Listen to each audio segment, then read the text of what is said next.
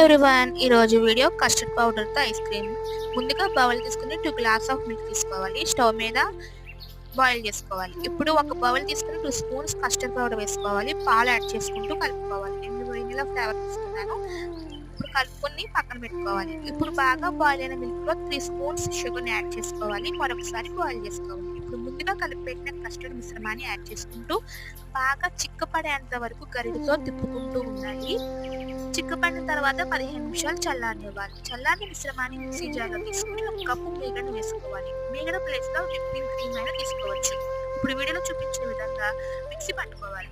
ఇప్పుడు ఒక బాక్స్ తీసుకుని మిక్సీ పట్టిన మిశ్రమాన్ని అందులో వేసుకోవాలి. దానిపైన బాదం, జీడిపప్పు, కిస్మిస్, పిస్తా పలుకులు వేసుకుని ఒకసారి ట్యాప్ చేసుకుని ట్యాప్ పెట్టి ఫ్రిడ్జ్లో పెట్టుకుంటే 12 గంటలు వదిలేయాలి. నెక్స్ట్ డే చూస్తే కస్టర్డ్ పౌడర్ ఐస్ క్రీమ్ అనేది రెడీ అయిపోతుంది. సర్వ్ చేసుకుని తింటాం. ఓకేనండి, ఈ వీడియో ఇక్కడితో ఎండ్ చేస్తున్నాను. Thank you.